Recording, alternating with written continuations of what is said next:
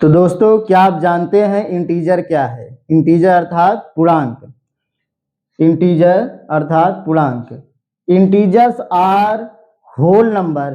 पूर्णांक वह संख्या है जिसमें सारी संख्याएं आ जाती हैं। होल नंबर पूर्ण संख्या होती है। इंक्लूडिंग, इंक्लूडिंग मीन्स शामिल है। क्या शामिल है? पॉजिटिव नंबर सकारात्मक संख्याएं, एंड निगेटिव नंबर्स और ऋणात्मक संख्या या नकारात्मक संख्याएं, एंड जीरो विथ जीरो अर्थात जीरो के साथ में, शून्य के साथ में ऐसी संख्याएं जिनके पास धनात्मक संख्या, ऋणात्मक संख्या और जीरो भी शामिल है, ऐसी संख्याओं को हम इंटीजर अर्थात पूर्णांक कहते हैं। फॉर एग्जाम्पल, उदाहरण स्वरूप हम यहाँ देख रहे हैं कि -3, -2, -1, ये तीनों कौन से हैं? ये तीनों आपके हैं पॉजिटिव नंबर। गलत है ये। क्या है ये? आपका नेगेटिव नंबर है। बहुत सारे बच्चे ऐसे गलती कर देते हैं कि जो पहले है वही पॉजिटिव नंबर है। बिल्कुल नहीं, पहले वाला क्या है आपका? नेगेटिव नंबर अर्थात धनात्मक संख्या है। इसके बाद आता है आपका जीरो। जीरो मीन शून्य, ना तो प्लस है अर्थात ना तो धनात्मक है, ना ही नेगेटिव है, ना तो ऋणात्मक है। ये क्या है आपका? जीरो। इसके बाद आपको देखेंगे 1, 2, 3, जो कि क्या है? ये सभी पॉजिटिव नंबर हैं। कौन से हैं? पॉजिटिव नंबर अर्थात धनात्मक संख्याएं।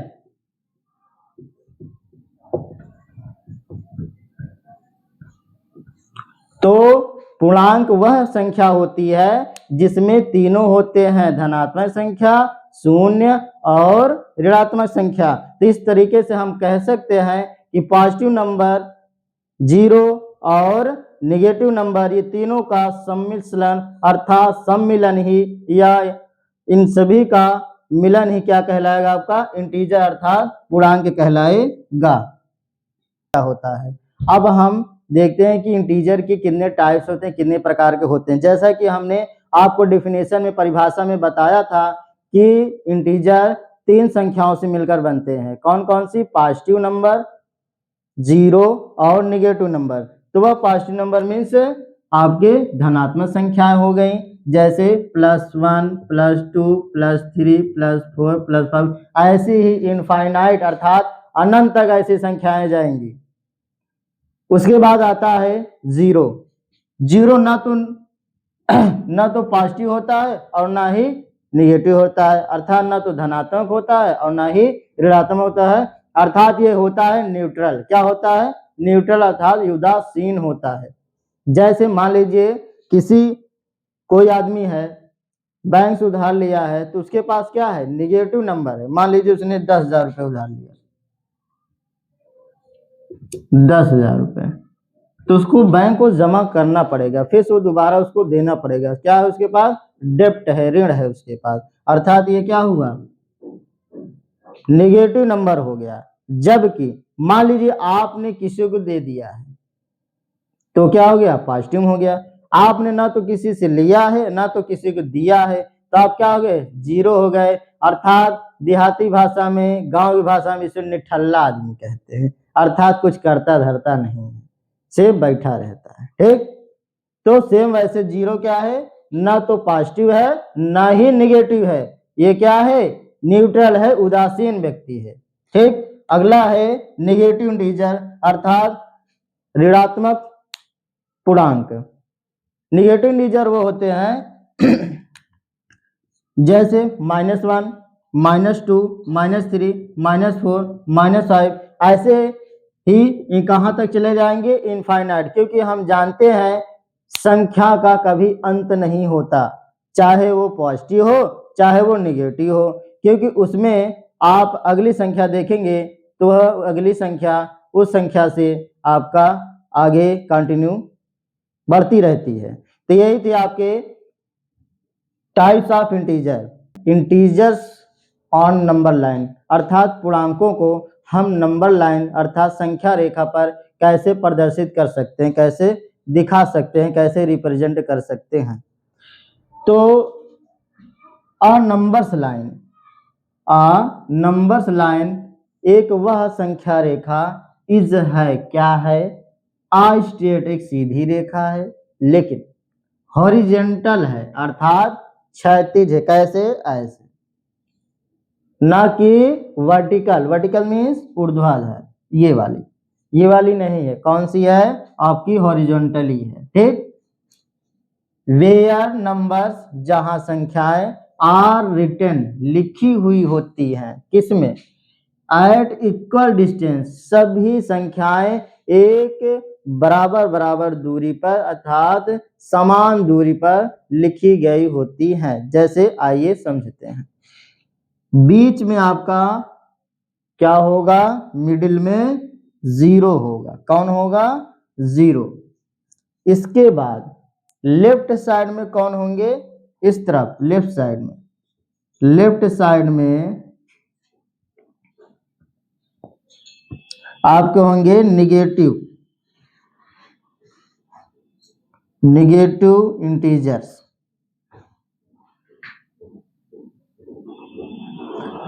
जबकि राइट साइड में अर्थात दाईं तरफ कौन होंगे,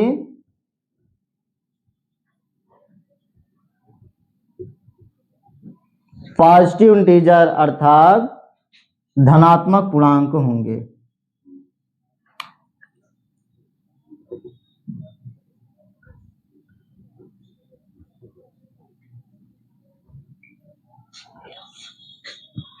इस तरफ आपके कौन हो गए, नेगेटिव, इस तरफ कौन होंगे, पॉजिटिव। अब बीच में कौन हो गए भाई, न्यूट्रल वाला 0, यहां कौन हो गए, 0, ठीक। अब इसको इक्वल डिस्टेंस पे दिखाएंगे, कैसे रिप्रेजेंट कैसे करेंगे, तो मान लीजिए कि हम 1 सेंटीमीटर पर हर संख्या को लिखना स्टार्ट करते हैं, जैसे ये आप अपने स्केल से माप लीजिएगा, हम यहां लिख दे रहे हैं,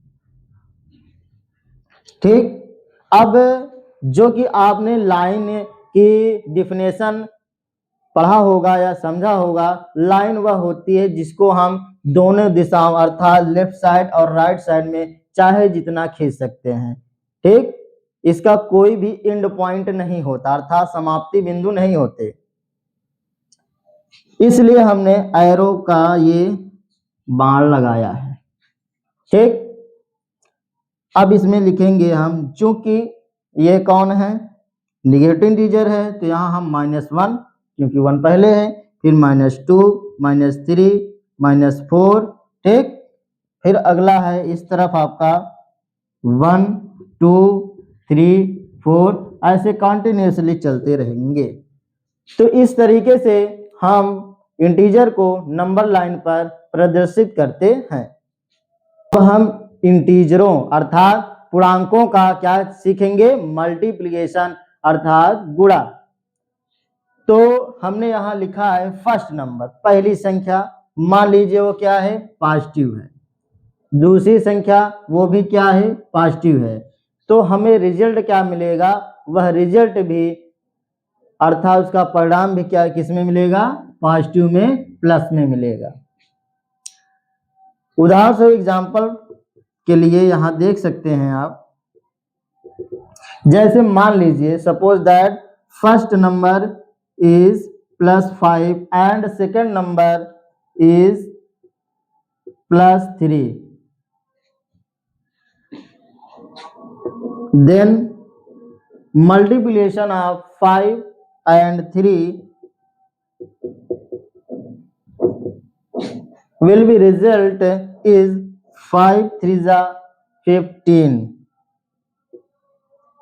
प्लस प्लस प्लस। तो ऐसे ही हम इसका मल्टीप्लिकेशन कर सकते हैं। अब सेकंड है माइनस, मान लीजिए पहला नंबर, पहली संख्या क्या है, माइनस में है, निगेटिव में है, और दूसरी संख्या किस में है, पॉजिटिव में, प्लस में है, तब हमें रिजल्ट क्या मिलेगा, वह माइनस में होगा, ठीक। तो आइए हम इसको भी एग्जांपल के तौर पे समझते हैं। ये पहला हो गया, दूसरा देखिए, suppose that first number is +5 and second number is -3, then multiplication of +5 and -3, result will be -15। अब अगला हम सिंबल या साइन देखते हैं। मान लीजिए यह फर्स्ट नंबर माइनस है और सेकंड नंबर भी आपका माइनस है, तब रिजल्ट क्या मिलेगा? माइनस माइनस के यदि हम मल्टीप्लिकेशन करेंगे तो वह प्लस में मिलेगा। एग्जाम्पल के तौर पर हम यहाँ देख सकते हैं तीसरा वाला। तीसरा मान लीजिए यही लिख दे रहे हैं। तीसरा, suppose that first number -5 and second number -3, then multiply by -5 and -3 equal to -15। नहीं, यही गलती हो जाती है। यहाँ क्या होगा? प्लस का 15 मिलेगा। ओके, अब अगला देखिए, इसको थोड़ा इरेज कर देते हैं।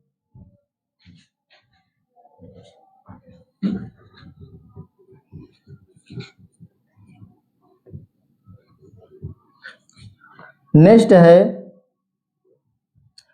Plus plus minus plus minus minus, ये तीन आपके सिंबल मल्टीप्लिकेशन ऑफ साइन हो चुके हैं। अब मान लीजिए ये क्या है? प्लस में है। फर्स्ट नंबर किस में है? पॉजिटिव है, but second number is negative, वह क्या है? नेगेटिव है, ऋणात्मक में है। तब हमें रिजल्ट क्या मिलेगा? तब भी हमें क्या मिलेगा? नेगेटिव ही मिलेगा। एग्जाम्पल के लिए यहां देख सकते हैं, मान लीजिए फर्स्ट नंबर क्या है? +5 है एंड सेकंड नंबर -3 है, देन मल्टीप्लाई बाय +5 एंड -3,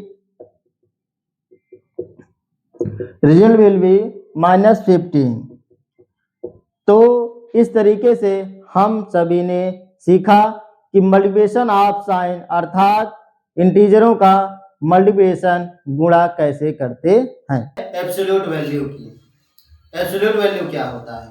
क्योंकि इंटीजर पढ़ने से पहले कुछ की पॉइंट होते हैं, कुछ टर्म होते हैं जिनको जानना बहुत ही आवश्यक होता है। ऐसा नहीं है कि हम पढ़ा रहे हैं तो कहेंगे कि सर जी तो इंटीजर पढ़ा ही नहीं रहे हैं, ये फालतू चीजें पढ़ा रहे हैं, ऐसा नहीं है।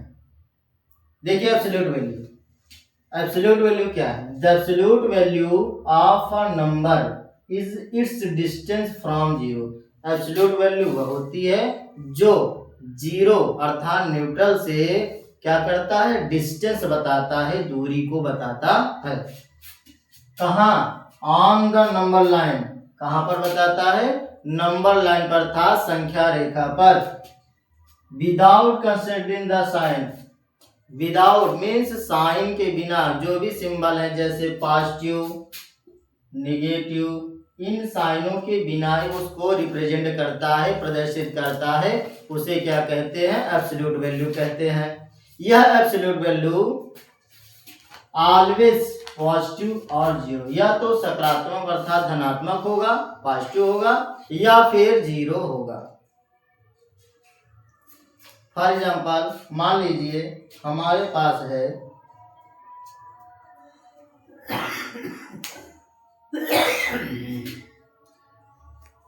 -5, इसका एब्सोल्यूट वैल्यू कितना होगा?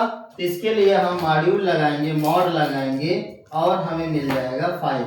तो ये दिखाएगा, ये क्या बताएगा? यह दर्शाएगा कि जीरो से इसकी कितनी दूरी है? 5 पॉइंट है, अर्थात 5 बड़ा है किससे? जीरो से। ठीक है, 5 बड़ा है किससे? जीरो से। अब मान लीजिए लिखा हो 2 और -4, इसकी एब्सोल्यूट वैल्यू हो जाएगी 2, इसकी एब्सोल्यूट वैल्यू हो जाएगी 4। तब बड़ा कौन होगा? ये आपका 4 क्या होगा? बड़ा होगा, ग्रेटर होगा किससे? 2 से। जो 4 है, 4 है, यह 2 से बड़ा होगा। ठीक, यही एब्सोल्यूट वैल्यू होती है। एब्सोल्यूट वैल्यू का मतलब ये है कि कोई भी संख्या, कोई भी नंबर या कोई भी काउंटिंग आपका बिना साइन के आएगा, पॉजिटिव में आएगा। अब हम इंटीजरों का, पूर्णांकों का ऐड एंड सब्ट्रैक्ट अर्थात जोड़ और घटाव को समझेंगे। ये हमारा क्या है, नंबर लाइन है। अब इसमें हम नंबरों को, इंटीजरों को प्रदर्शित करेंगे, रिप्रेजेंट करेंगे। ये आपका 0 हो गया, लेफ्ट साइड में आपका -1, -2, -3। इस तरफ आपका राइट साइड में आपका हो जाएगा पॉजिटिव नंबर +1, +2, +3, +4। अब मान लीजिए सपोज दैट कि हमें संख्या +2 एंड +3 को क्या करना है, ऐड करना है, जोड़ना है। तब क्या करेंगे, तो सर्वप्रथम 0 से ले जाएंगे, कहाँ तक हमारे है, 2 तक। ठीक, कहाँ तक है, 2 तक। 0 से 2 तक तो पहले ही है। ठीक, अब इसी में क्या करना है, आपको ऐड करना है। कितना, पॉजिटिव का 3 प्लस का 3, तो ये संख्या 4 तक, इसको हम और थोड़ा सा बढ़ा लेते हैं, +5 हो गया। ठीक, अब यहाँ से काउंट करेंगे 1, 2, 3। ठीक, यहाँ से ले चलेंगे और 5 तक ले चलेंगे, क्योंकि हमें 3 ऐड करना था, तो हमने 3.3 नंबर आगे ले गए, 3 संख्याएं आगे की तरफ बढ़ा दिया। क्यों, क्योंकि ये पॉजिटिव नंबर है, इसलिए की तरफ आगे पॉजिटिव डायरेक्शन में हमने बढ़ाया। ठीक, अब ये हमने 3 यहाँ ऐड कर दिया, बट लेकिन रिजल्ट क्या मिलेगा, रिजल्ट क्या मिलेगा, ये भी तो बात है। अब 0 से हम नेक्स्ट ड्रा करेंगे और 5 तक ले जाएंगे, तो हम देखेंगे कि यह हमारी संख्या कहाँ तक पहुंच रही है, +5 तक, तो हमारा रिजल्ट हो जाएगा +5। ठीक, ऐसे ही आपका ऐड होता है। ठीक, इसी तरीके से हम सब्ट्रैक्ट वाला भी देखेंगे।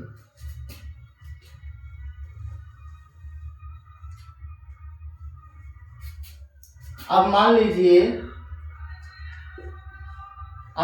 एक संख्या है +2 और दूसरा है आपका -4। ठीक, तब अब मान लीजिए +2 कहाँ है, अभी जैसे हमने किया +2 यहाँ पहुंच गया। ठीक, +2 यहाँ पहुंच गए, लेकिन अब -4 जाना है, कहाँ, -4।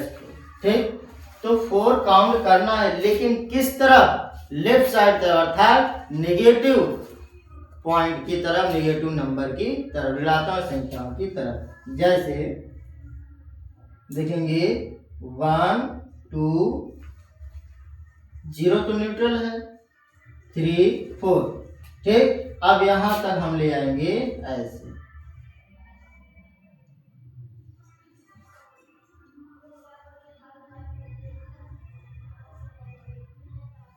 ठीक, तो आपका आंसर हो जाएगा +2 और -4। क्या किया हमने, ऐड किया। क्या किया, ऐड किया, तो हमारा रिजल्ट आएगा -2, जो कि हम नंबर लाइन पर दर्शाए हैं, रिप्रेजेंट किए हैं। सब्ट्रैक्ट इंटीजर, देखिए अभी तक हमने ऐड को समझा, अब सब्ट्रैक्ट को समझते हैं। तो ये जो हम रूल बता रहे हैं, नियम बता रहे हैं, यह ऐड और सब्ट्रैक्ट दोनों में लागू होगा। यदि मान लीजिए पॉजिटिव नंबर है, यदि पॉजिटिव नंबर है, तो हम सभी को यह नंबर को किस तरफ जाना पड़ेगा, राइट साइड में जाना पड़ेगा, अर्थात दाईं साइड में। अगर मान लीजिए वह नंबर निगेटिव है, तो अब लेफ्ट साइड में हमें जाना पड़ेगा। ठीक, जैसे कि अब यहाँ हम एक एग्जांपल देखते हैं, सब्ट्रैक्ट -8 -12। अब देखिए पोजीशन हमारी क्या है, -8 यहाँ। ठीक है, -8 है।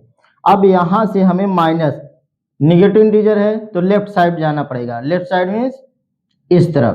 ठीक, लेफ्ट साइड में इस तरफ जाना है, ठीक है, वो तो राइट साइड है, लेफ्ट साइड इस तरफ जाना है। लेकिन आगे यदि हम देखते हैं तो जो नंबर है वह फिर से निगेटिव है, अर्थात 2 बार निगेटिव आ चुका है। तो क्या करेंगे, साइन को बदल देंगे, जो कि हम लेफ्ट साइड जा रहे थे अब किधर जाएंगे, राइट साइड चलेंगे।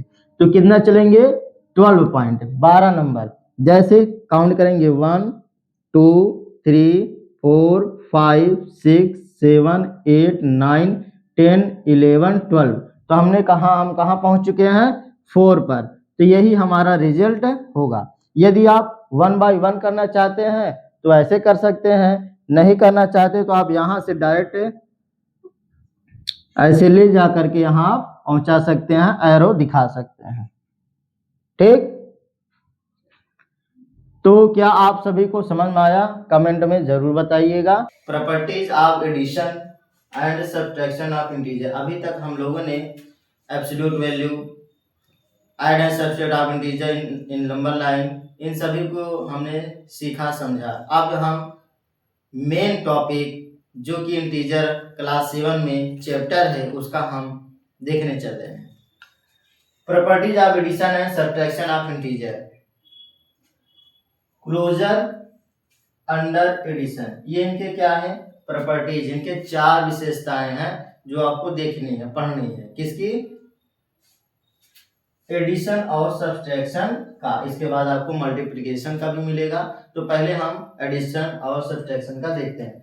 क्लोजर अंडर एडिशन मिलेगा, क्लोजर अंडर सब्ट्रैक्शन पढ़ना होगा, कम्यूटेटिव प्रॉपर्टी पढ़ना होगा, एडिटिव आइडेंटिटी को पढ़ना होगा।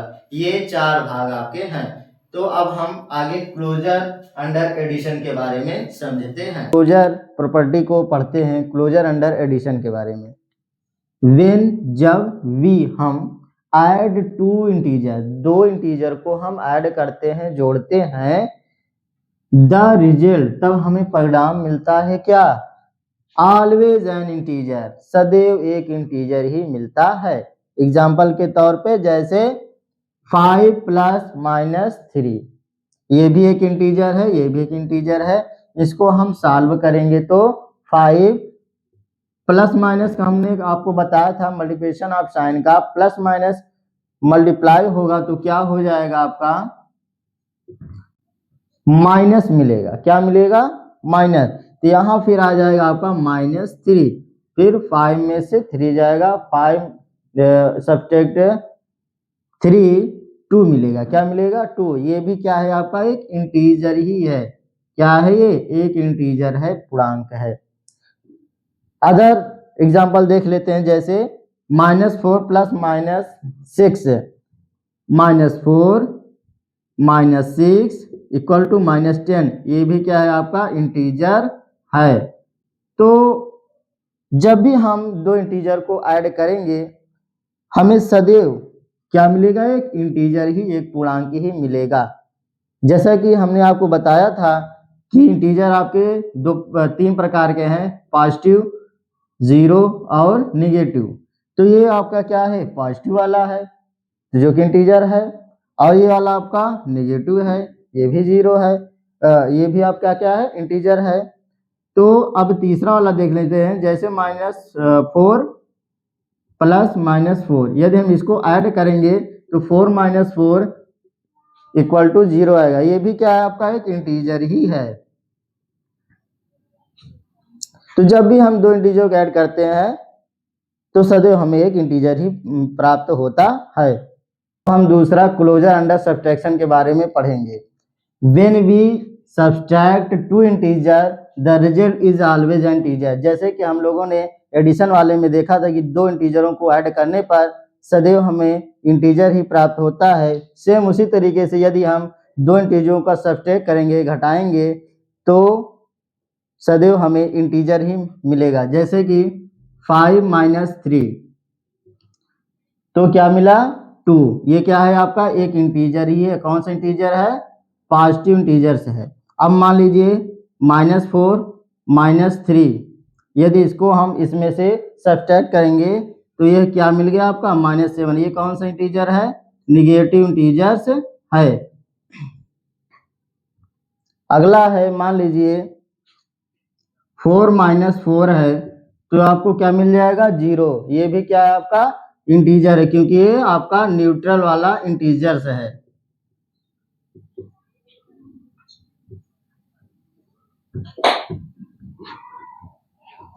This the answer is always an integer. जब भी हम कोई किसी भी इंटीजर, दो इंटीजरों को सब्ट्रैक्ट करेंगे या फिर ऐड करेंगे तो सदैव हमें एक इंटीजर ही, पूर्णांक ही प्राप्त होगा।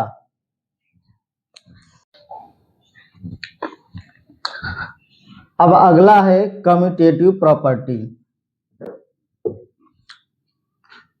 कम्यूटेटिव प्रॉपर्टी में changing the order does not change the same. यदि कह रहे हैं कि हम इंटीजरों का, पूर्णांकों का हम ऑर्डर, क्रम को चेंज कर दें तो वह बदलेगा नहीं। जो रिजल्ट आएगा ऐड करने पर वह बदलेगा नहीं। ऐड वाला ये रूल है। कौन सा है? ऐड वाला है।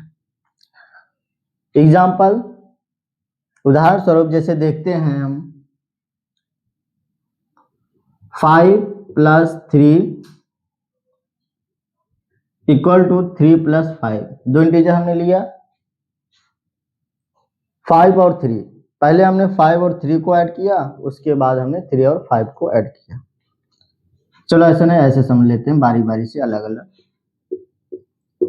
इसको हम यदि ऐड करेंगे तो 8 आएगा, और इसको भी हम ऐड करेंगे तो 8 आएगा। तो क्या हम इसको ऐसे लिख सकते हैं? 5 plus 3 equal to 3 plus 5, 8 equal to 8। आइए दूसरा देखते हैं, 7 प्लस 4, 4 प्लस 7। यदि 7 प्लस 4 को हम ऐड करेंगे तो 11 मिलेगा, और 4 और 7 को ऐड करेंगे तो भी 11 मिलेगा। तो इसको हम 7 प्लस 4 इक्वल टू 4 प्लस 7 भी लिख सकते हैं। तो यहाँ से एक रूल निकलता है या फार्मूला आप बना सकते हैं कि a plus B equal to, bracket हटा दीजिए, कोई जरूरत नहीं है, b प्लस ए। क्या हो गया? a plus B equal to B plus A. ठीक, ये है आपका ऐड में, सम में। लेकिन यदि हम इसी को सब्सट्रैक्ट करें तब क्या होगा?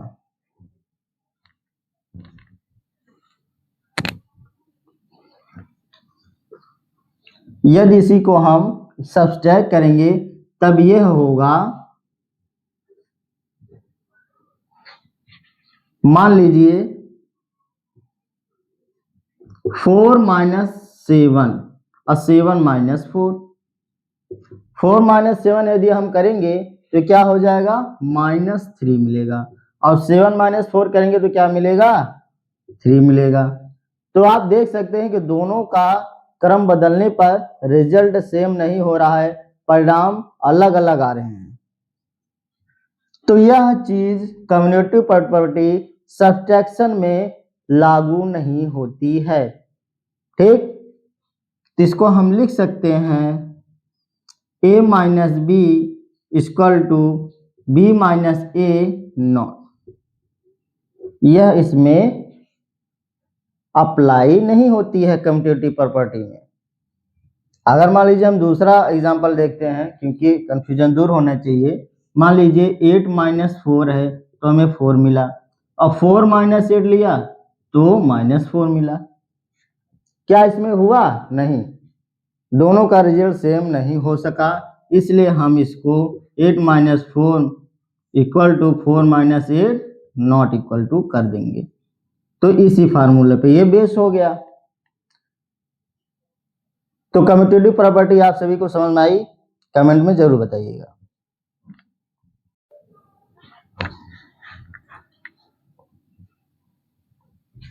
अगला है एसोसिएटिव प्रॉपर्टी,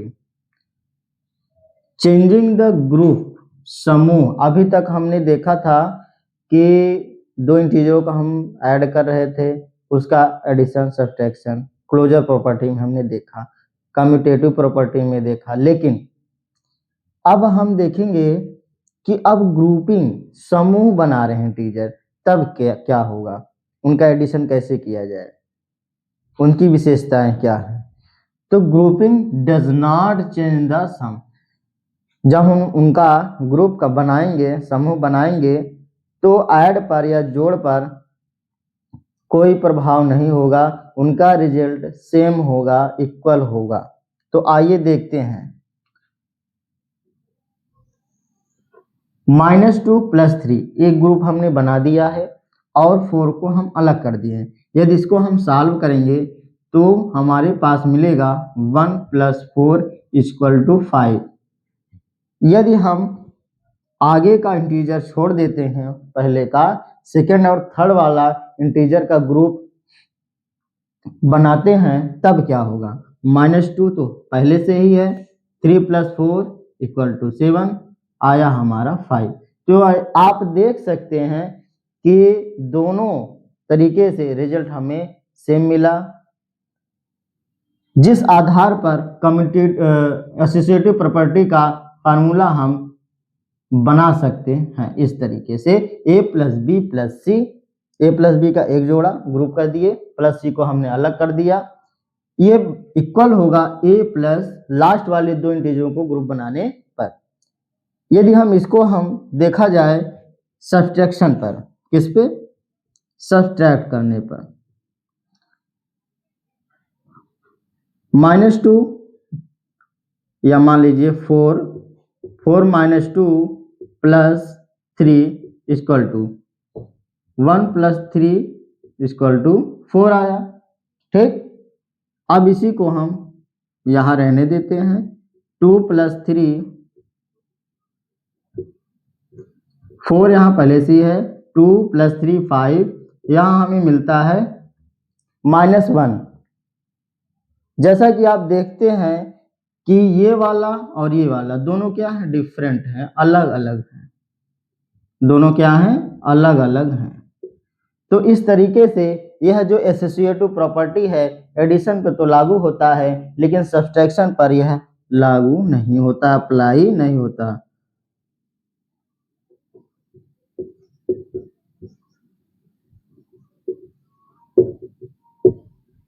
तो यहां हम लिख सकते हैं कि but subtraction is not associative property.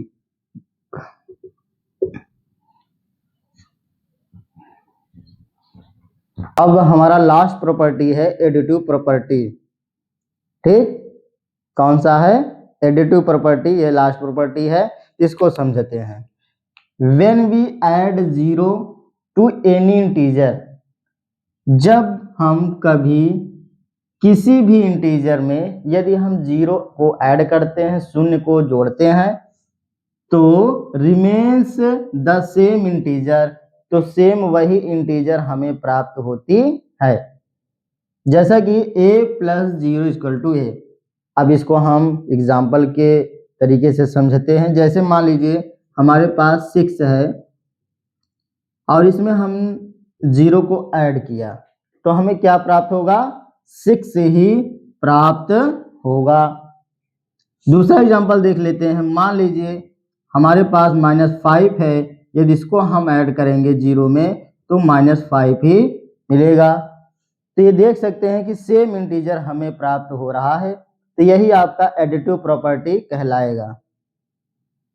Multiplication of integers, we know that multiplication of whole numbers is repeated addition। जैसा कि आप सभी जानते हैं कि जो मल्टीप्लिकेशन होता है, मल्टीप्लाई होता है, वह एडिशन का ही क्या होता है? रूप होता है। जैसे कि 5 + 5 + 5, ये कितनी बार आए?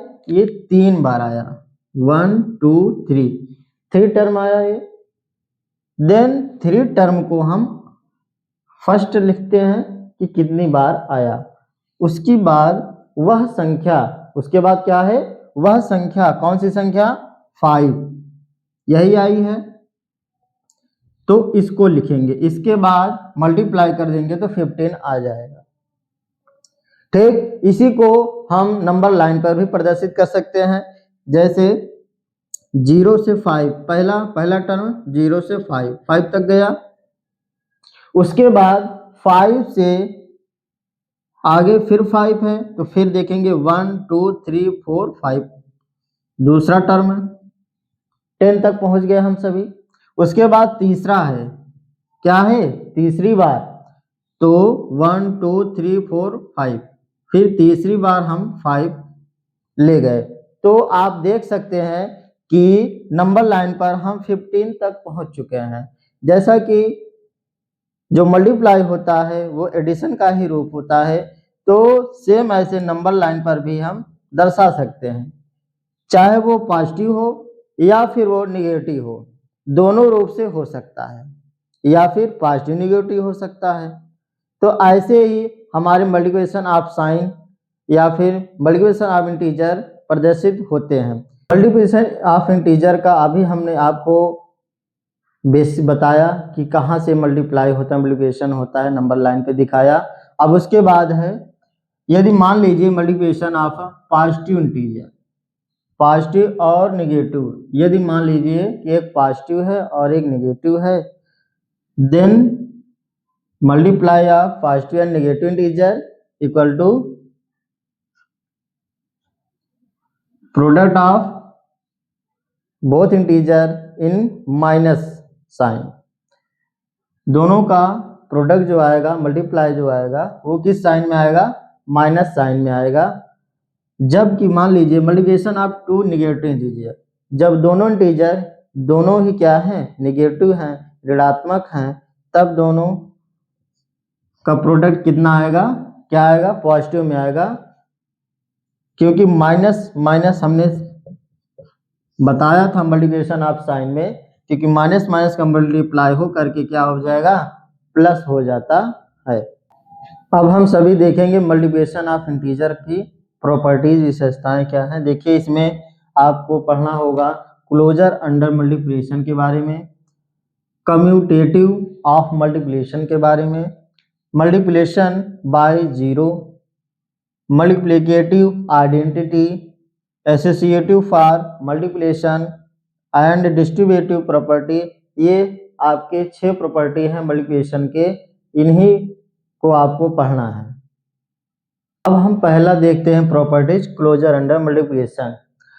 When two integers are multiplied then the product is always an integer. कहने का तात्पर्य है कि जब कोई भी दो इंटीजर आपस में मल्टीप्लाइड करते हैं, तब उनका जो प्रोडक्ट होता है वो भी क्या होता है, एक इंटीजर ही होता है। For example, first 4 into 5 equal to 20.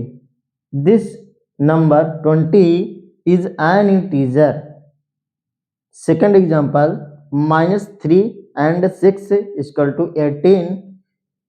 Minus 18 is an integer. Any number of integer when multiplied then also a integer। जो कोई भी दो ऐसे इंटीजर हैं जिनका हम मल्टीप्लाई करते हैं, तो उनका प्रोडक्ट हमेशा हमें इंटीजर ही प्राप्त होता है। यही इस प्रॉपर्टी में इन्होंने बताया है। अगला प्रॉपर्टी जो है commutative of multiplication. When two integers are multiplied, changing their order does not change the product। जैसा कि पहले वाला था प्रॉपर्टी, सेम वैसे ही कह रहे हैं कि जब कोई भी दो इंटीजर का हम मल्टीप्लाइड करेंगे तो वो भी इंटीजर मिलता है, पहले में यही बताया गया था, लेकिन इसमें थोड़ा सा चेंज किया गया है। कह रहे हैं यदि हम उसका ऑर्डर, क्रम, ऑर्डर मीन्स क्रम, यदि हम बदल दें, अर्थात जो पहले है उसको बाद में कर दें, बिफोर आफ्टर वाला सिस्टम, ठीक। तो इनका ऑर्डर क्या करना है, चेंज कर देना है। मान लीजिए अगर चेंज हो भी जाता है तब क्या कोई इफेक्ट पड़ता है प्रोडक्ट पर, तो बिल्कुल नहीं, ऐसा कुछ नहीं, इफेक्ट नहीं पड़ता है। तो इस तरीके से हम एक फार्मूला बना सकते हैं कि a into B equal to B into A, दोनों क्या है, इक्वल ही रहेंगे, ठीक। यदि मान लीजिए यदि हम यहाँ ऐसा सिंबल बनाए होते तो क्या होता, does not equal to other product. तो चूंकि हमने इक्वल का साइन लगाया है तो आप इसे समझ सकते हैं कि दोनों इंटीजर का यदि हम मल्टीप्लाई करते हैं ऑर्डर चेंज करके भी तो भी क्या हमें सेम प्रोडक्ट ही मिलेगा। For example -3 × 7 = -21। Then change the order of 7 first and -3 second. 7 × -3 = -21। Both products are equal. तो आप देख सकते हैं दोनों का प्रोडक्ट क्या है, -21 ही है। दोनों ही क्या हैं, इक्वल हैं, समान हैं, बराबर हैं। अगला प्रॉपर्टीज है मल्टीप्लिकेशन बाय जीरो। कहने यदि कोई इंटीजर है, if any integer multiply by zero then product is always find zero. तो कह रहे हैं जो मल्टीप्लिकेशन बाय जीरो है, यदि हम किसी भी इंटीजर को जीरो से मल्टीप्लाई करते हैं, गुणा करते हैं, तब क्या प्राप्त होता है। When any integer is multiplied by zero, the product always zero। कह रहे हैं जब किसी भी इंटीजर को हम जीरो से मल्टीप्लाई करेंगे तो हमें क्या प्राप्त होगा, जीरो ही मिलेगा। जैसा कि यहाँ देख सकते हैं a × 0 = 0 × a = 0। ये हमने एक फार्मूला बनाया। वेयर इन a जो है, ये जो a है ये क्या आपको यहाँ रिप्रेजेंट कर रहा है, एक इंटीजर को रिप्रेजेंट कर रहा है। For example 5 × 0 = 0 and 0 × 9 = 0। In all cases always find 0 if any integer multiply by 0। I hope understand by this properties of multiplication of integer। Next है मल्टीप्लिकेटिव आइडेंटिटी। अगला है मल्टीप्लिकेटिव आइडेंटिटी। इसमें क्या है, आइए देखते हैं। A number is called the multiplicative identity if when it is multiplied by any integer the result is the same in integer. कह रहे हैं कि यदि मान लीजिए किसी भी इंटीजर के साथ में मल्टीप्लिकेटिव आइडेंटिटी के रूप में 1 से मल्टीप्लाई करते हैं, then you have all cases find the same integer. वही आपको सेम इंटीजर ही प्राप्त होगा। जैसे कि मैंने यहाँ फार्मूला बना दिया है, a × 1 = a, 1 multiply a = a। Where a is integer, जहां a क्या है, एक इंटीजर है। फॉर एग्जाम्पल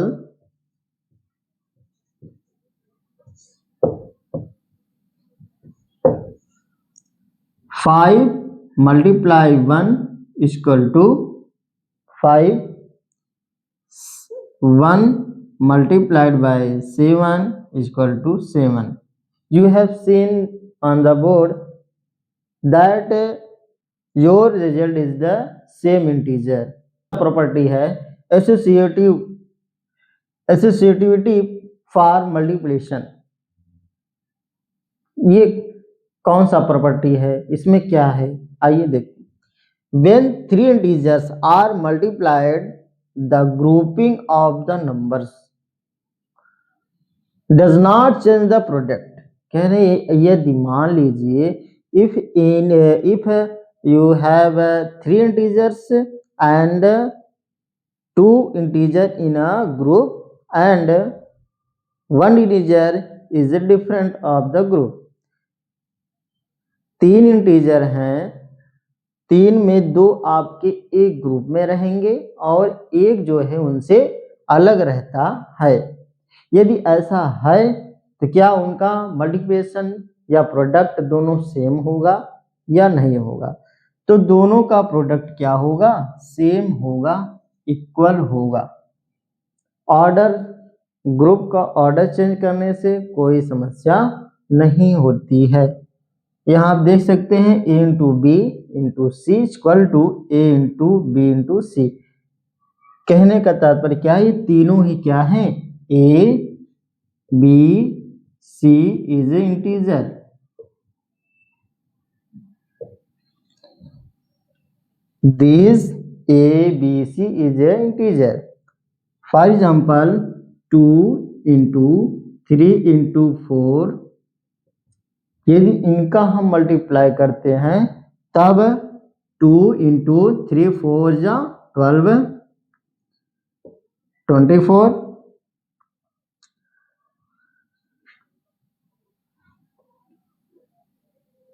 ये हुआ आपका left hand side. Right hand side वाला देखेंगे, राइट हैंड साइड वाला इस तरफ देख लेते हैं। 2 into 3 मल्टीप्लाई 4, 6 into 4 24। तो देख सकते हैं कि दोनों का लेफ्ट हैंड साइड भी राइट हैंड साइड दोनों ही क्या है, इक्वल है। यदि तीनों इंटीजर ग्रुप में हैं, ये दो ग्रुप में हैं और एक अलग है, तो क्रम चेंज होने से, ऑर्डर चेंज होने से उनके मल्टीप्लिकेशन में कोई भी अंतर नहीं होता है। दोनों का प्रोडक्ट क्या होते हैं, इक्वल होते हैं। नेक्स्ट है, अगला है प्रॉपर्टी डिस्ट्रीब्यूटिव प्रॉपर्टी। जैसा कि आप सभी ने एडिंग और सब्ट्रैक्शन प्रॉपर्टी में देखा होगा, डिस्ट्रीब्यूटिव प्रॉपर्टी में क्या होता है, उसमें डिस्ट्रीब्यूट कर दिया जाता है, वितरित कर दिया जाता है, जिसे वितरण नियम भी कहते हैं। When a number is multiplied by the sum of two numbers, कहते हैं जब किसी भी दो संख्याओं को मल्टीप्लाई करके ऐड किया जाता है, it is equal to multiplying the number by each add in separately and then adding the product। कह रहे हैं तब उनको यदि हम अलग कर दें, सेपरेट कर दें, अलग अलग करके फिर से हम ऐड करें उनको, तो दोनों का प्रोडक्ट क्या होगा, दोनों ही इक्वल आएंगे। जैसे कि यहाँ देख लीजिए, a into B plus C equal to a into B plus a into C. तो इसको एग्जाम्पल के द्वारा हम समझते हैं कि क्या लिखा है, कैसे है ये, ठीक। जैसे कि 2 इंटू 3 प्लस 4 यह लिखा है, यह है आपका लेफ्ट हैंड साइड, ये राइट हैंड साइड। तो पहले हम लेफ्ट हैंड साइड को देखते हैं कि ये क्या लिखे हैं। 2 3 4 7 एंड 2 7 जा 14, the result find 14। Now right hand side,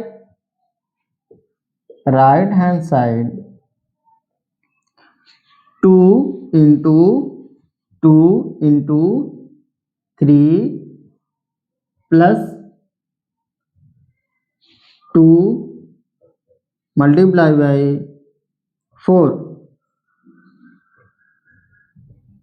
2 3 जा 6 plus 2 4 जा 8, 8 6 14। You can see both result is same। यही प्रॉपर्टी में कह रहा है कि यदि मान लीजिए हमने एक इंटीजर को दो अलग अलग को ऐड किया हमने, तब जो मल्टीप्लाई किया और फिर दोनों को हमने अलग अलग दोनों से मल्टीप्लाई किया, क्या दोनों ही इंटीजर यह सेम होंगे? तो जी हाँ, दोनों ही क्या होंगे, सेम प्राप्त होंगे, समान ही होंगे। Properties of division of integer. पहला है क्लोजर प्रॉपर्टी। जैसे कि मल्टीप्लिकेशन में, एडिशन में, सब्ट्रैक्शन में हम सभी ने क्लोजर प्रॉपर्टी को देखा था, उसी तरीके से डिवीजन में क्लोजर प्रॉपर्टी को देखते हैं, समझते हैं। इंटीजर्स आर नॉट क्लोज, ध्यान दीजिएगा, integers are not close under division. कह रहे हैं कि जो क्लोजर प्रॉपर्टी होती है वह डिवीजन में अप्लाई नहीं होता है। जैसे एग्जांपल से आप देख सकते हैं, समझ सकते हैं। 7 divide by 2 equal to 3.5 is a decimal number, not an integer. Second, commutative property, division of integer is not commutative. तो कम्यूटेटिव प्रॉपर्टी भी डिवीजन में क्या करता है, कार्य नहीं करता है, अप्लाई नहीं करता है। जैसे एग्जाम्पल के तहत आप सभी समझ सकते हैं 8 divide by 4 equal to 2, 4 divide by 8 equal to 1/2 equal to 0.5। This is a decimal number or other value, different value. So both answer are different, is not a commutative property apply in division properties of integer. तो commutative property भी apply नहीं होता है। तीसरी property है, third property है associative property. Division of integer is not associative. तो division में जो इंटीजर की प्रॉपर्टी है वो एसोसिएटिव प्रॉपर्टी इसमें भी लागू नहीं होती, अप्लाई नहीं होता है। For example 8 divide by 4 is a group, divide by 2 equal to left right hand side 8 divide by 4 divide by 2। इसको सॉल्व करेंगे तो देखिए मिलेगा हमें 1 equal to 4।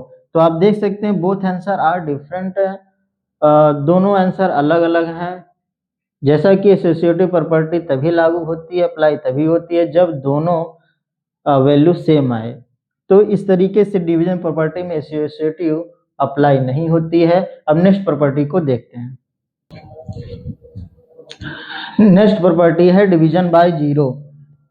Division by zero अर्थात जीरो से डिवाइड करने पर क्या वो जीरो प्राप्त होता है? नहीं, नॉट डिफाइंड। ऐसा इसलिए है क्योंकि 5 में यदि हम जीरो से डिवाइड करेंगे तो 0 0 0 बहुत सारे जीरो आ जाएंगे जिसका कोई अंत नहीं है, इसलिए यह प्रॉपर्टी भी अप्लाई नहीं होती है। नेक्स्ट है division identity. When we divide a whole number by 1 it gives the same integer. कह रहे जब किसी भी इंटीजर को 1 से डिवाइड किया जाता है तो वो सेम इंटीजर प्राप्त होता है, ये इस पे अप्लाई करता है। लेकिन एक इसमें अपवाद है कि यदि मान लीजिए -1 से हम डिवाइड करेंगे किसी भी इंटीजर को तो सेम नंबर जरूरी नहीं है कि सेम नंबर ही प्राप्त हो, डिफरेंट भी हो सकता है, अलग हो सकता है। जैसा यहाँ देख सकते हैं -8 में -1 से डिवाइड किया हमने तो फिर वही -8 नहीं मिला, हमें क्या मिला? पॉजिटिव का प्लस का 8 मिल गया है। तो ये रहा आपका डिवीजन प्रॉपर्टी, जिसमें से अधिकतर प्रॉपर्टी जो होती है डिवीजन की इंटीजर में अप्लाई नहीं हो पाते हैं। अब इसके बाद हम एक्सरसाइज 1.3 देखेंगे। इसलिए आप सभी इस वीडियो को अगर अच्छा लगा हो तो लाइक करें, कमेंट करें और सब्सक्राइब जरूर कर लीजिए।